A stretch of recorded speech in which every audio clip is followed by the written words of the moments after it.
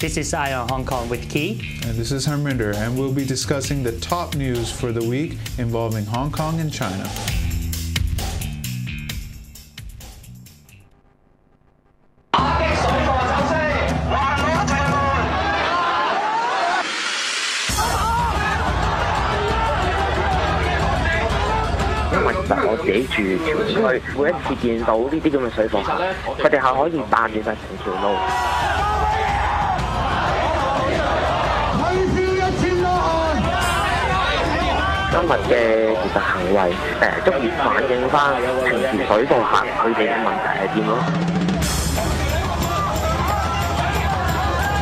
屯門早已經係水貨客嘅天堂。尋日晏晝就有500幾人參加由熱血公民同本土民主連線發起嘅遊行，到屯門來往深圳灣嘅巴士總站反水客，打擊水貨走私，又去到仁政街包圍藥房，搞到要落閘。之後突然轉戰屯門市廣場，話要救護。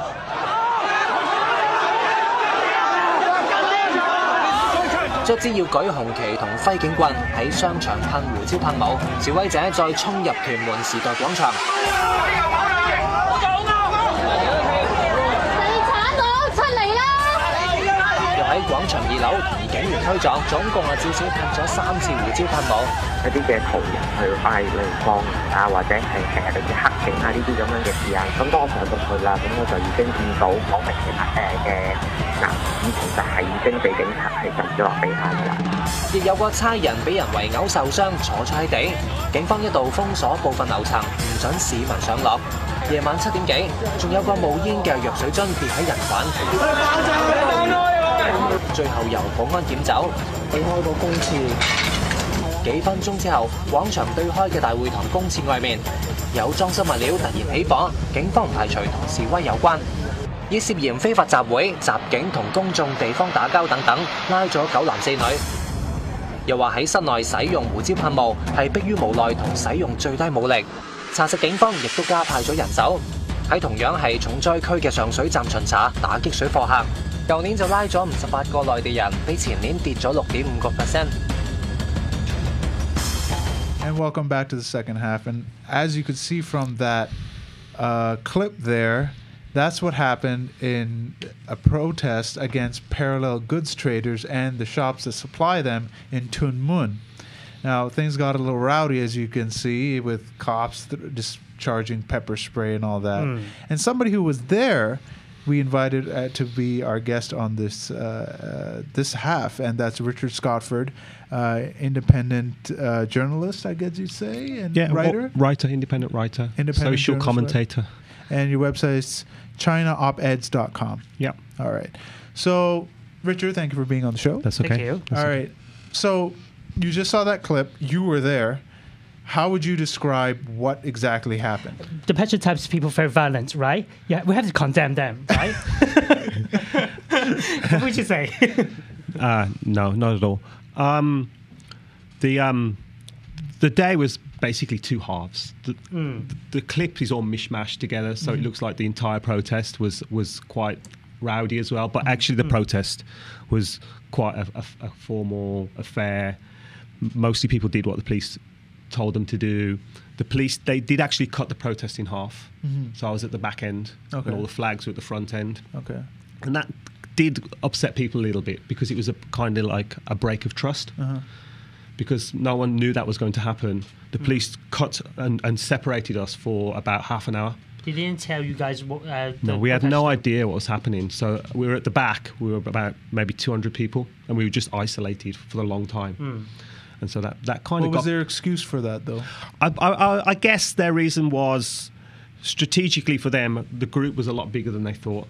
Okay. And so there was probably 400 people there at the time. So they split it into two to cross the roads. But there was no communication there. So by that point, the people I was with were already quite riled up. Okay. In a sense of like, well, no communication. We haven't done anything wrong. Why are you stopping us and holding us? Why are we not now part of the protest? Right. Because we couldn't even see the flags. In fact, the entire protest, I never even saw the flags. I see. Because they'd gone. Okay. So that's where, right off the bat, You got some mistrust happening between the protesters and exactly. the police. Yeah. All right. Eventually, they let you go forward with the protest, and so then what happened was we the back group finally joined up with the front group, and by that point the protest was over. The protest was only scheduled to go until 6 o'clock, I think. And so everyone packed up their flags. And the policeman asked us to pack up all the flags, and people took off their jackets, and actually, I can't be quoted on this exactly, but I think lots of Passion Times people went, right? And basically what you had left were lots of locals. There was a lot of locals there, a lot of local young people, a lot of locals, and then there was people who were just not associated with any of the groups, and also the Frontline Democracy was there. So we saw the clips that the people actually went into the Tuen Mun Plaza. How did they call it? They call it Tuen Plaza. Tuen Plaza. And why would they go into the Tuen Plaza? Because usually the protests will only take place outside some premises. Okay. So what happened then was that once the protest was over, it was the first time I've ever seen the protesters act like guerrilla style, right? They all just broke up into small groups.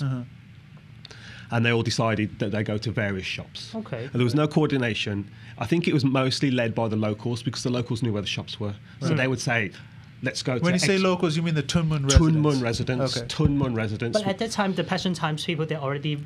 All the flags had gone by this point. Okay. It was all the flags, all the banners, all the jackets had all gone by this point. It was just everybody back into normal clothes. People had masks on, some people didn't have. And people would say, come to XYZ shop. So a group of people, maybe 50 to 100 people, would then go to that shop. So the interesting point about that stuff, which I want to put across to you, is that where all the trouble was, we actually went there first with about 100 people. So someone said to me, let's go. Well, not to me personally, but to the group that I was with, and we were running. We ran down the streets, like 100 people running through the streets of Tuen Mun. And we got to that shop, and everybody lined up outside that shop, and there was a lot of verbal intimidation, but there was no violence. There were no police in the mall. And there was a lot of verbal intimidation, but no violence. I mean, if in any other country, but maybe they would have ransacked the shop. And then some police came, stood in front of the shop. But by this point, the group was hearing that pepper spray had been sprayed in a different location.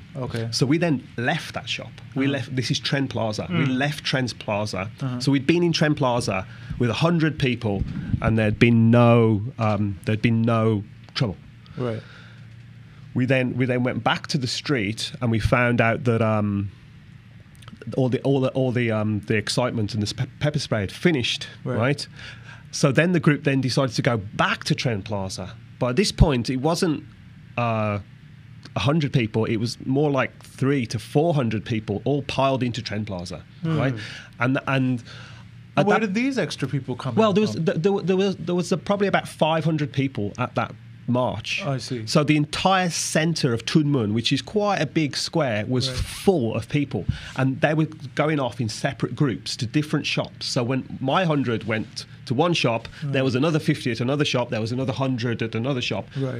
What kind of shops they target on? They're basically those kind of what do you call them? Pharmacy shops. Dispensaries. Yeah, dispensaries. Yeah, which basically sell everything. Right. So they're basically dispensaries. I see. Yeah. So then, at that point, there was about 400 people in Tuen Plaza and probably about 8 police. And there wasn't...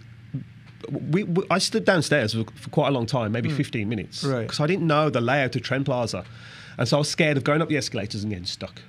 All the police come, they'd lock us in. I didn't want that.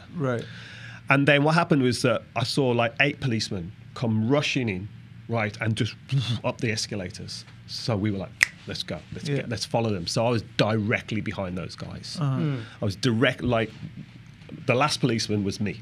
And we went up 2 flights of escalators, and that police group then just bowled into the crowd of, I think there's probably been about 7 or 8 policemen that had been surrounded, and they just hit that crowd, and then it was just like a huge shoving match.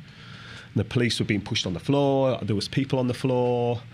It was just chaos. It was we complete chaos. also saw a picture of you that you were being pushed by the police. What happened? Yeah, so what happened then was that there was this big shoving match, and then finally, because Hong Kong protesters, they're generally quite passive. Right? There was probably 150 people and probably 16 police officers. And any other place in the world, those police officers would have been routed. Right? But in Hong Kong, they were hitting the protesters, and the protesters were basically holding their ground. Right. So what had happened then is I stood at the escalator to observe what was going on, because I couldn't go forward. If I went forward, I would have been in the front line. Right. So I was standing at the top of the escalator. The crowd was here, the police were there, and the police had blocked the escalator behind me. And then suddenly this young policeman just came at me and just started to push me down the escalator. And I was like, press. And you had your press pass? Yeah, I put the press pass up in his face, and then he pretended to not speak English and just pushing me. And by this point, there's 200 people, because it's the circular... Right. The layout circular. Yeah. So it was almost like a gladiator podium. And he's pushing me down the escalator, and it was like a spectacle. It was totally needless for him to do. I think he was just pumped up, and he saw me on the escalator, and just decided that I didn't need to be there, which that's sad. But then his sergeant came and wasn't able to rectify the problem. Like, look at my press pass and say, okay, he's press. Right. He then accused me of pushing through a police cordon, and I'm just like, I didn't even move. I was standing on the escalator. So for them, it was just another case of just bad policing. Because if I'd have gone forward, I would have been part of it. Right. I was in the only place that was safe. Really. So. And Richard, could you just move in? Yeah, sorry, I'm kind of like just to not we go have out of the three shot. guys here. Yeah, exactly. So, what about the protest that went to the B3X bus stop? Yeah. So then what happened is that just before you start that, just to give listeners a background. Okay. B3X is the bus route that goes from Tuen Mun Town Center to Shenzhen Bay border crossing. That's correct. And now it's being kind of used as a what would you say? The bus line for the smuggler. It is. All right, a bus line for smugglers to take their goods up to the border crossing to get into Shenzhen. And of course, it's really irritating a lot of residents because, one, they line up, but it's not just people, it's these trolleys of goods and that block the streets, and then people who legitimately want to go to the border, they can't because there's no space on the bus. The poor city bus ambassadors that are there to make sure that it's not overloaded, they're overwhelmed because two people can't stop like a line that's stretching all the way to, this is too big, this is too small. They just curse at them and say, go to hell, right? So people were targeting that bus stop as well. Yeah. So the way they were targeting that was just basically hurling abuse at the people, which obviously people have different opinions on whether that's an effective form of protest. Insulting people personally, some people think it's maybe a good tactic, some people think that it's actually just rude, right? But what the protest did highlight was that on the day, the police had obviously advised the bus route to get as many people out the way as possible. So there were buses stacked up waiting to take people, and buses were leaving with only 25%, 30% full, and then stacked up to get the people out of the way of the protest, right? And so and what that then hits home to people is the buses and the police and the government will do anything to protect the mainlanders and protect the smuggling. And yet on a normal day, come the next day, there's one bus, there's queues of people, and no one can use the facilities. So the facilities are there, but they're not being used. And then if they're put under pressure, they'll use the facilities, right? And so it really highlighted the collusion. The collusion and the protection and the fact that, the government will go out of its way to protect the smugglers, right? Or not to protect the smugglers, but to make sure that they that can continue, right? So and that's what really hits home with the local residents. That was the power of the protest, not confronting the police, not shouting insults at the protesters, the smugglers, but the fact that the police would turn out in huge numbers for a protest. The buses would put on huge amounts of buses in order to whisk away the smugglers. That's what the local people will see. That's what they'll remember. And that's where the hearts and minds are being won by these new protests. But what do you think about this approach of protest? Shouting some very rude comments to this smuggler or even to the shopkeeper. Do you think that it is effective? Or is it just rude? I've written about this on my page, and I truly believe that the local Hong Kongers, they substitute physical violence for verbal violence. And I wouldn't personally slag off some people like that and hurl abuse, right? But it's better to see than people being actually physically violent. True. And people are really angry, right? It's not just the protesters that come in from Tuen Mun. The local people are really angry. So for sure, it's not something that I would do, right? And it takes a little bit of moving your mind to understand what's happening, but it's better than physical violence. Because personally, I think it's rude, right? That's just my personal opinion, right? But I haven't been in the situation where my entire neighborhood's been overwhelmed by...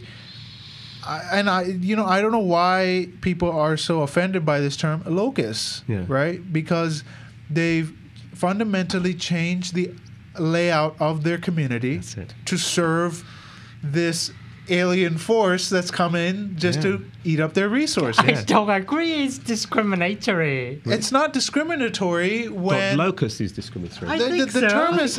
But what's happening... How else can you... Term? No, but how else can you describe what's happening?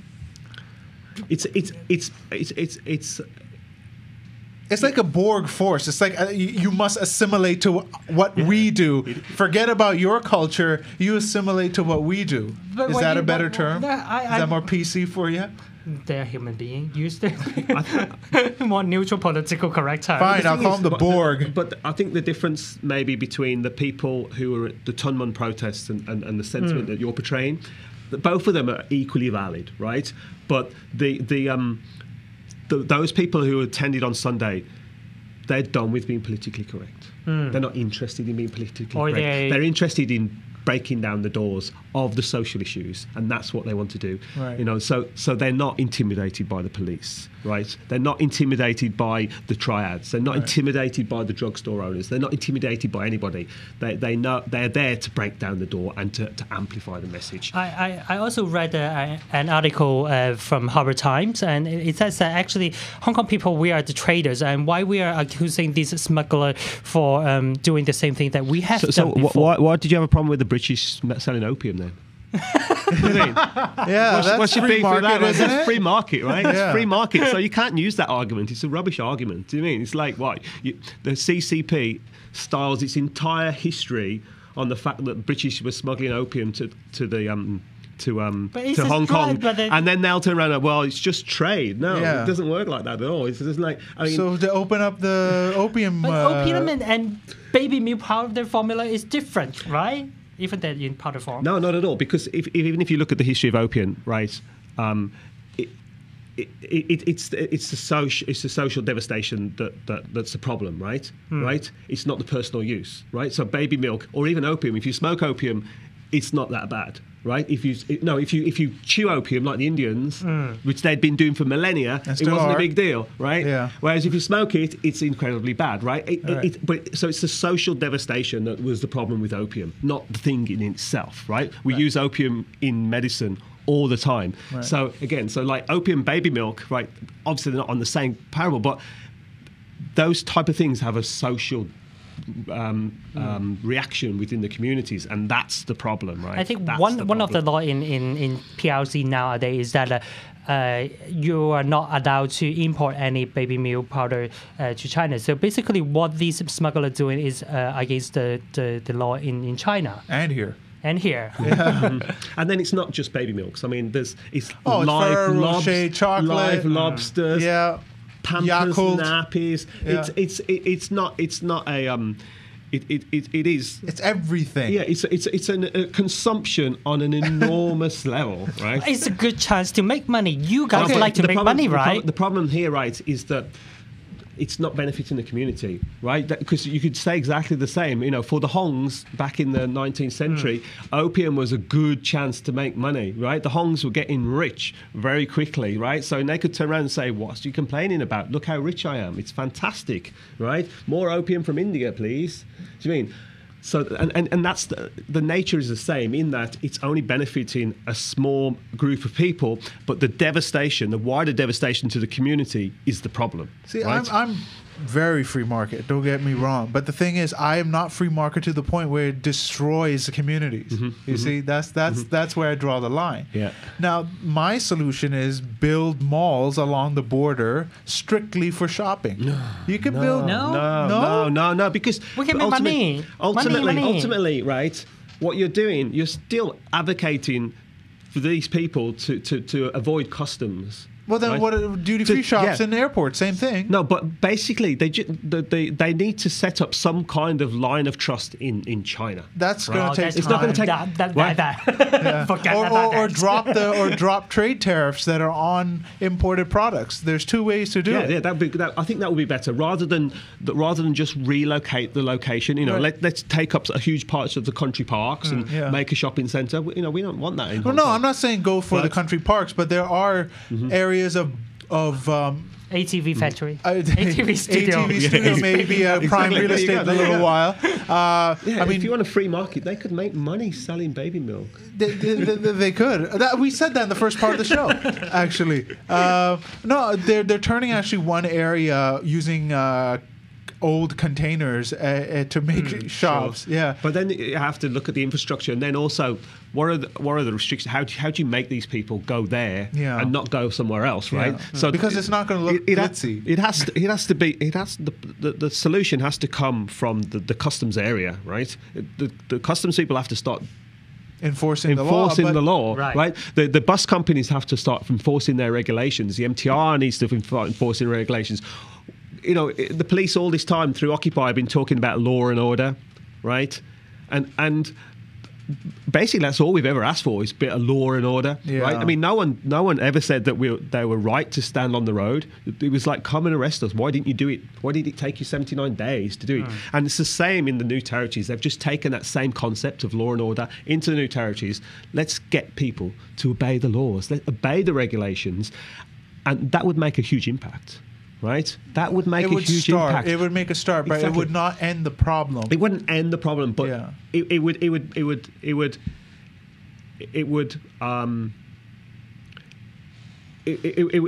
put a relief on these communities in order that you can then start to heal. Whereas just coming up with an idea, let's pour more concrete. The solution to this problem is pour more concrete and build more shopping centres. Where do you live, Richard? Where do I live? Yeah. I live in a very nice area. I'm just saying, I think you mean, are you away from the actual... do you have this issue? I barely have neighbours where I live. Oh, okay. So you probably don't have that problem. You see, the thing is that this solution, people will take over... because they don't have trust in the enforcement of the rules and regulations anymore. They're like, fine, they want their baby milk powder, give them one point where they can get it, give it duty-free for them. So this problem can at least be mitigated somewhat. Yeah, but given the nature of the government, right, I don't think that it will solve the problem, right? And so that's what alleviates some of the pressure. But that's why these direct action groups, right?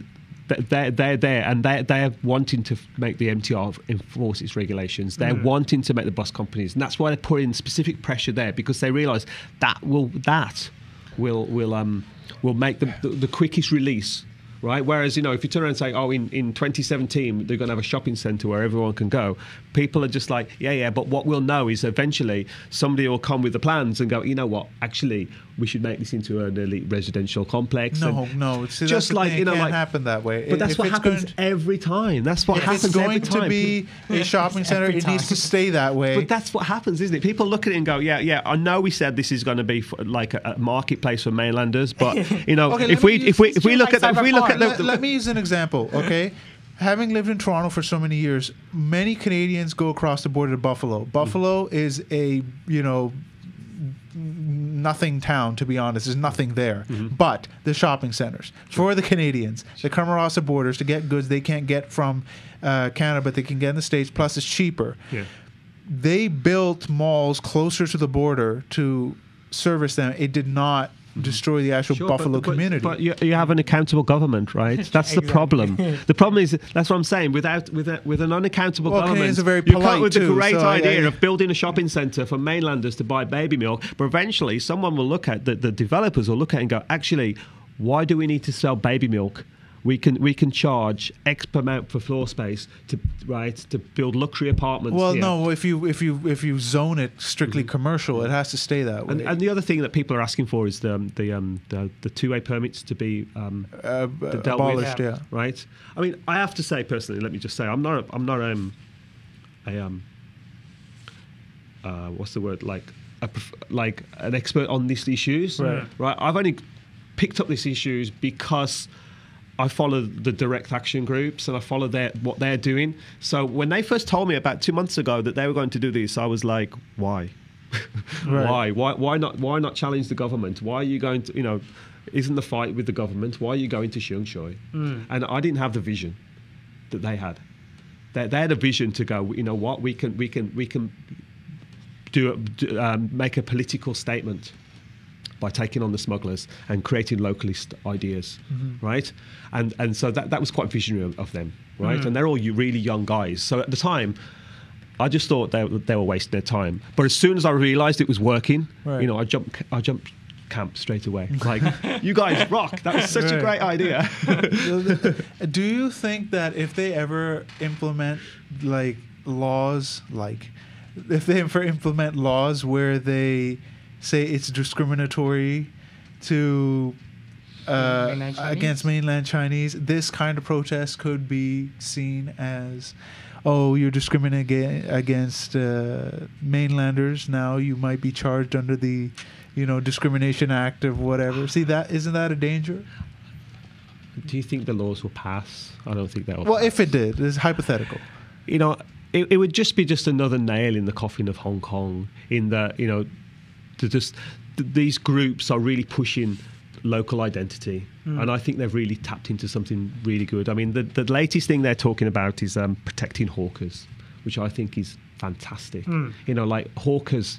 Hawkers, I've been saying for years, give them their licenses again and control it. That's going to be so that they're moving on to that now.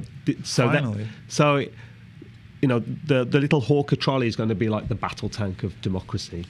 Hawkers it should definitely be back. They should be given a license. It should be regulated somewhat, because it can't be blocking sidewalks and stuff and stuff. Exactly. Like that. I mean, if you go to the courts, there's so many poor hawkers up in front of the courts every day, paying fines, and that's a travesty, really. Would you rather have them be on the government dole, or would you rather have them making a living, doing what they know they can, and not have to worry too much about overhead? I think it's a kind of spirit for the entrepreneur as well. For the what? You can nurture entrepreneur spirit by giving out this hawker license. So these groups that are now in the districts, they're actually really tapping into things that really play on Hong Kongers' heartstrings, right? Like protecting the communities, like protecting hawkers.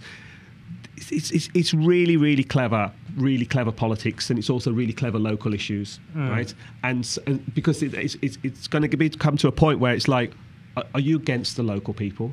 Because when the police were there, the local people were saying, you're against us, right? Before, the police were like, Occupy was against the police, but they've managed to manipulate it back to the local community. So it's incredibly clever politics. Be careful, Richard. You might be advocating independence there. Anything about No, localism means independence, according to C.Y. Leung. Yeah, Of course, I'm joking, but that's the mentality these days. Yeah. But okay, well, at least we got a more clearer picture of what happened that day. Thank you, Richard, for coming in. Again, you can read his stuff off of his Facebook. Just search. Yeah, Facebook's the best place to find me. Richard Scotford, and you do have the website China Op-Eds as well. But Facebook is the place. Facebook is the place. I'm writing almost every day now on that, and has quite a good following. So you got more stuff coming through. Great. Oh, yeah, we will definitely be following you there. And as our final segment, we give out our weekly Shame on You award. And I have a nomination for the employer of Aviana. All right, Erwiana, the Indonesian domestic helper that was horribly abused by her employer. And of course, this week, thank goodness, the judge found her guilty. Right. And unfortunately, the name of her employer escapes me at the moment. Name her now? Well, what are we going to call her? The employer of Erwiana? Well, yeah, fine. So, for the employer of Erwiana, you have just received the Shame on you award. And you can enjoy that in prison where you belong. Thank you so much for watching our show again. You can follow us on Facebook, facebook.com/IONHKpod, Twitter @IONHKpod. You can follow, subscribe on Mimi Hong Kong for the video feed, and go to ionhk.podbean, like jellybean.com for our audio podcast, or iTunes for Ion Hong Kong. Just search that. We will come up. And we'll be back after the Lunar New Year holidays. I got to get that out of my vocabulary. Lunar New Year holidays, so we won't be here next week. We'll be back the following week. Everybody have a safe holiday. Goodbye. Goodbye.